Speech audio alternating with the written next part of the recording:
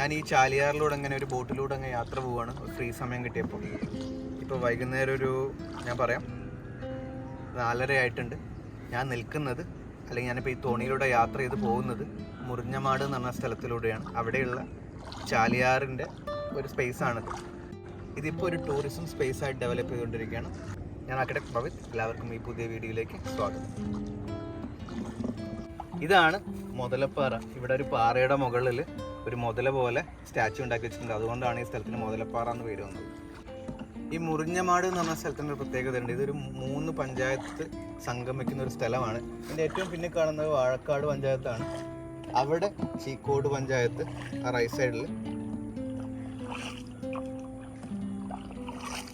നമ്മൾ കയറി ആ സ്ഥലം അവിടെ നിന്ന് അങ്ങോട്ട് നോക്കും. ആ സ്ഥലം കീഴ്പറമ്പ് പഞ്ചായത്താണ്. അങ്ങനെ 3 പഞ്ചായത്തുകളുടെ ഒരു ഒരുമിക്കുന്ന സ്ഥലമാണ് ഈ മുറിഞ്ഞമാട് എന്ന് പറഞ്ഞ സ്ഥലം. അതിലൂടെയാണ് നമ്മൾ ബോട്ടിലൂടെ പോയിക്കൊണ്ടിരിക്കുന്നത്.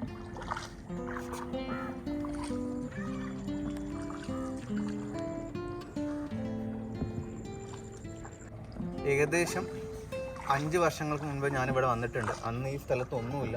കുറേ പോത്തുകളുണ്ടായിരുന്നു, കുറേ ആൾക്കാർ അവിടെ ഇരിക്കുന്നുണ്ടായിരുന്നു. പക്ഷേ ഇപ്പോൾ ഇങ്ങോട്ട് വരുമ്പോൾ എനിക്ക് മനസ്സിലാക്കാൻ പറ്റുന്നുണ്ട് ആ ഡിഫറൻസ്. ഇപ്പോൾ നമുക്ക് ചുറ്റും ബോട്ടുകൾ കാണാൻ പറ്റും. അവിടെ ഒരു യാത്രക്കാരുടെ ബോട്ട് കാണാൻ പറ്റും, ട്രാവലേഴ്സ് ബോട്ട് കാണാൻ പറ്റും, കുറേ നോർമൽ തോണികൾ നമുക്ക് കാണാൻ പറ്റുന്നുണ്ട്. ഓക്കെ, എന്തായാലും കുറച്ചധികം ബോട്ടുകൾ ഇപ്പം ഈ ഒരു മുറിഞ്ഞമാട് എന്ന സ്ഥലത്ത് ടൂറിസ്റ്റിന് വേണ്ടി മാത്രമായിട്ട് ഉണ്ട്. ഓക്കെ, അപ്പം നിങ്ങൾക്ക് വന്നാൽ അതൊക്കെ കാണാൻ പറ്റും. വേണമെങ്കിൽ ഒരു റൈഡ് എടുക്കാം. ഈ തോണിയുടെ സൈഡിൽ നിന്ന് ഏകദേശം ഒരു 10-15 സെൻറ്റിമീറ്റർ വെള്ളത്തിലേക്കുള്ളൂ. എനിക്ക് ചാലിയാർത്ത് വെള്ളം അങ്ങനെ കൈകൊണ്ട് എടുക്കാം. ഇത് വേറെ എവിടെ ചെന്ന് നമുക്ക് കിട്ടില്ല. പൊതുവേ എല്ലാ ടൂറിസം സ്പേസുകളിലും നമ്മളുടെ ഡബിൾ ഡെക്കർ ബോട്ടുകളുണ്ടാവും. അപ്പോൾ നമുക്ക് ഈ വെള്ളമായിട്ട് ഡയറക്റ്റ് കോൺടാക്ട് ഉണ്ടാവില്ല. പക്ഷേ ഇവിടെ നമുക്കതും കിട്ടും.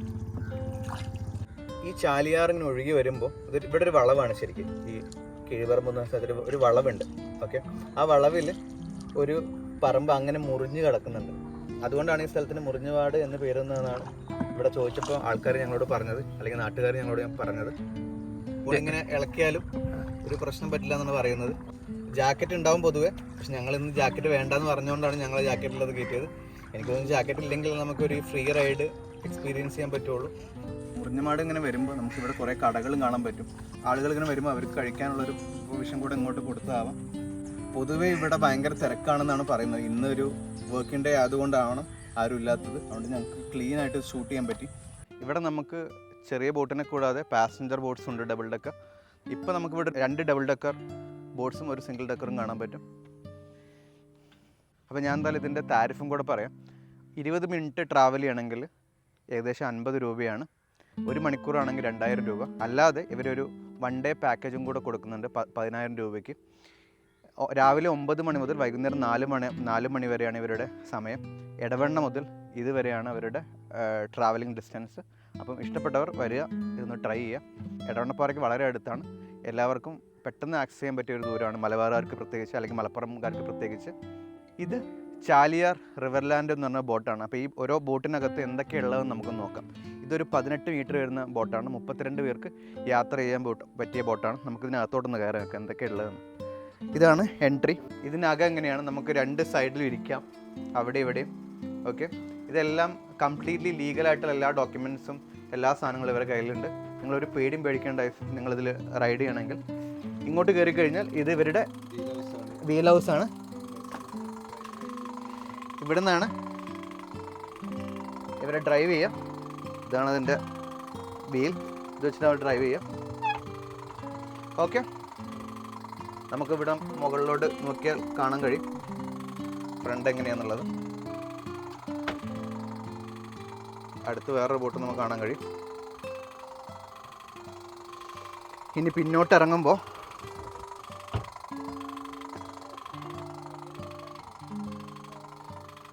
ഇവിടെ ചെറിയൊരു മാഗ്നറ്റ് ഉള്ളത് കൊണ്ടാണിത് പെട്ടെന്ന് അടഞ്ഞു പോകുന്നത്, ഒച്ച കേൾക്കുമ്പോൾ.